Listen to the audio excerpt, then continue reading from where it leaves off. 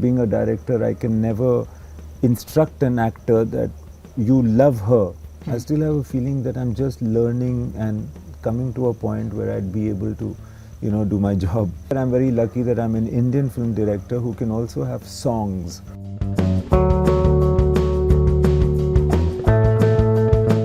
Imtiaz, describe me, how are you on a film set? What's the headspace like? Sometimes I lose the sense of how it is or who am I, who are the other people and what's going on. And it's, I just magnetically start zoning into the scene and the characters. And in that chaos that you see from outside, there is great calm, and especially that moment of not being aware of yourself but just thinking about the story is what I really love about a film set. When you're not on a film set though, are you restless? What really happens? How is Imtiaz Ali when he's not filming? I'm more comfortable on a film set for sure. And it's I guess high pressure, and it's looks very chaotic, but there is an order in it, and I feel that it's a very relieving space for me. It's gives me a lot of comfort, and I'm maybe lucky because of that. When I'm not shooting, then yes, sometimes I just get this feeling that something is amiss, but luckily I'm also a writer, so I can create that ease and chaos both inside my own mind at any point of time. Yeah. In fact, I remember long back there was an interview where you had very famously said that when you had joined the industry, you were kind of bluffing your way through on a film set. You didn't really know how the camera roll is to be done, etc., etc.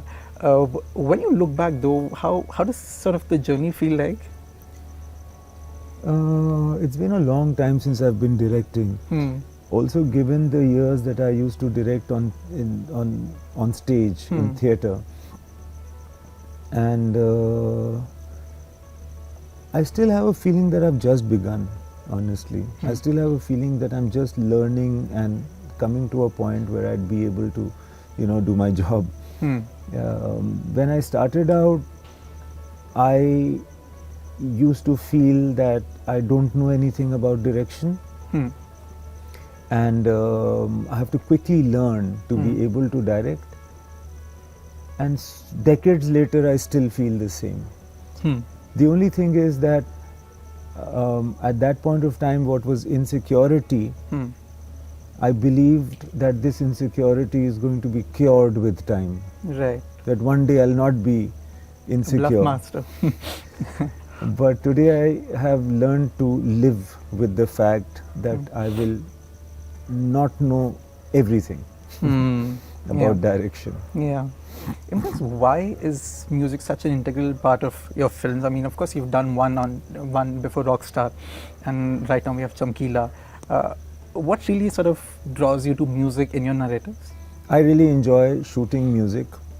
The experience of having music and shooting together is the final bliss for me.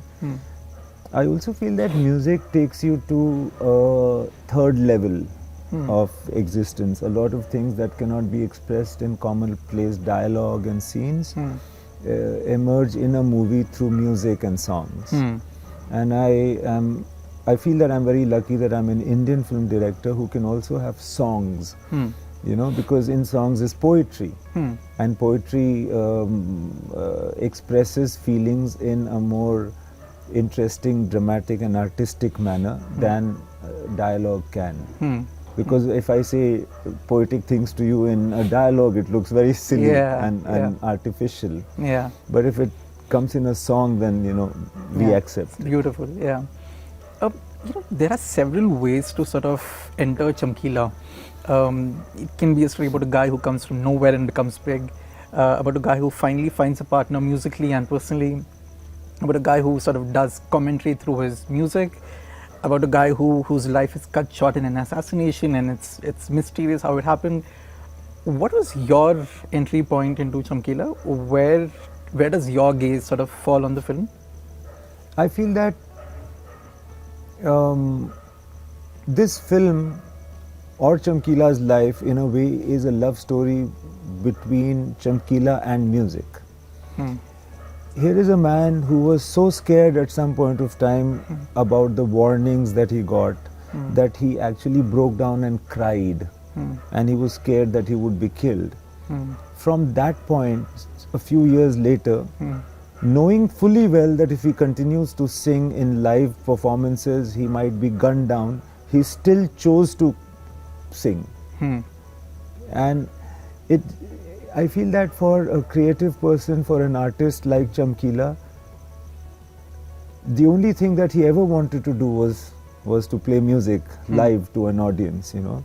And he felt that he kind of went into a pigeonhole, you know, that whole feeling of thinking that I'm not going to leave this. This is the one thing I want to do, and I'm not going to leave this. Not out of bravery, but because out of greed for it, you know.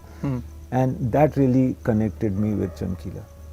That this guy was not being brave, but he was actually being an escapist. By saying that, "Nahi yaar, I want to do this, I will do this, I will do this. I don't see anything, I don't see any threat. I'm just going to be on stage and I'm going to sing." Wow. And that's what took his life. Wow, wow. Because how long was the story sort of brewing in your head? Because a lot of times, like, you've gone back and written films which have been floating with you for a long time. Where does sort of Chamkila then begin in your head? Chamkila, actually we've been working on Chamkila for around 5 years. Oh, wow. And 5 years back, I think, or thereabouts, Harpreet, a guy called Harpreet, came up with the rights of Chamkila and offered me to make it. Yeah. So I wasn't sure. In fact, I wasn't thinking of making it. But then I visited Punjab, and then I visited Punjab again, and gradually got more and more into Chamkila. And then years later, I found myself meeting and talking to the people in Chamkila's life, and getting more of a view or a vision about Chamkila and his. And there are some unique things about Chamkila that started emerging in my mind, which are in the film, which are, as I said, what I would like to say in my movies in Chamkila's life. You know, I saw that.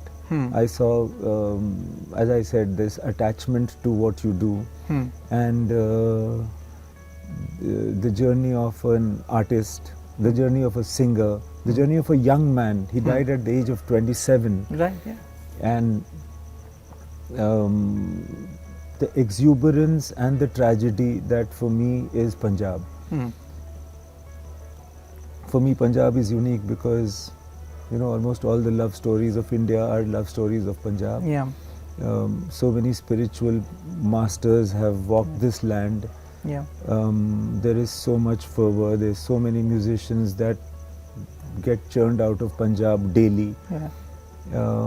With so much exuberance, with so much prosperity, and you know, Punjabis are all over the world. And with all of that, there is always also tragedy in Punjab.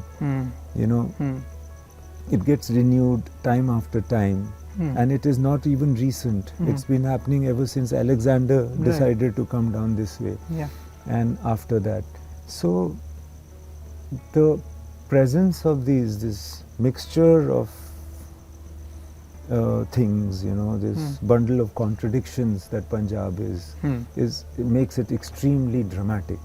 And Chamkila became the case in point for that. It's through Chamkila that one could kind of understand or showcase even or exemplify the dramatic quality of this land where you're sitting and I'm sitting and talking. Yeah. So basically you wrote Chamkila, or at least you were floating with the idea right through Jab Hari and Love Aajkal too. Is that the time frame that I'm getting right?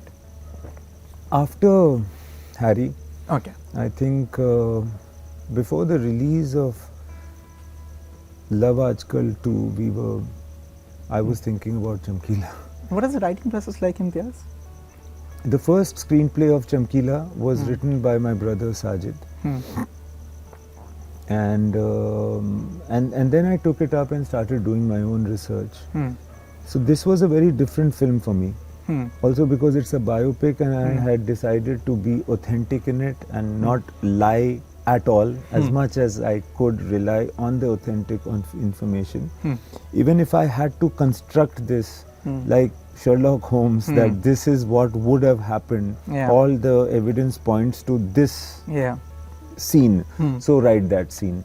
Right. So for me it was different from just like imagining something and writing it for dramatic effect. Here I was so I've tried, if there have been iterations or changes in the script, it's because I have met new people and new things have come to light. So for me this process has been very, very different. Otherwise the process is extremely organic and just in the mind and just based out of the experiences that I have had or am having in my personal life. A lot of people, though, Imtiaz, are saying that this is going to be an Imtiaz 2.0, Chamkila. Is that something that you've been hearing? I am not hearing that, but I feel that it might be the case. Because it's been a while since I directed my last film, you know. And because of COVID and everything else, it's been a while, and now I find myself a little different from the way I was in my previous films. And I'm really enjoying this process. And different in the sense? I can't put it so simply, but I think it's more, I'm enjoying more. I think it's more organic and interesting and exciting for me. And although I'm making something which is authentic, but I tend to go more with the flow of how things are happening and more personal, I feel. You know, a lot of people feel, Imtiaz, that it's just you who's making these really heartfelt romantic dramas. We don't really have any other filmmaker in the country, I mean, at least not in the Hindi film industry, and it's a genre that's not being tapped more. Do you feel the same? No, I have no view about how my films are in comparison to the rest of the films in the country. I also hear these things, and but I can't really authenticate or relate even too much. You know, I just have to say, oh, thank you, and move out if somebody is praising me, and say, oh, I'll try better next time if somebody is throwing brick bats, and just go ahead and do what I feel I want to do. Yeah. From Socha Na Tha till Chamkila, I've always been curious, so what does love mean to you, and how has it really changed over the years? It's a very, like, I don't know what this word means, honestly. And in all my work I never use this word. Because as I think said to you before as well, that it means different to different people, and even to the same person it means different things at different times. And being a director, I can never instruct an actor that you love her, because it manifests in nothing. I can say that you want to be with her. As an actor, that guy will understand, oh, I want to be with her. He can act that, you know, or that you miss her or something, or him or it. But so I never use the term love at all. And there's, if you can sort of map Imtiaz Ali's love over the years, you still sort of fear that word, like it's very consistent? I don't fear it, I'm just like... there's no point. Yeah, I just like avoid it, this word.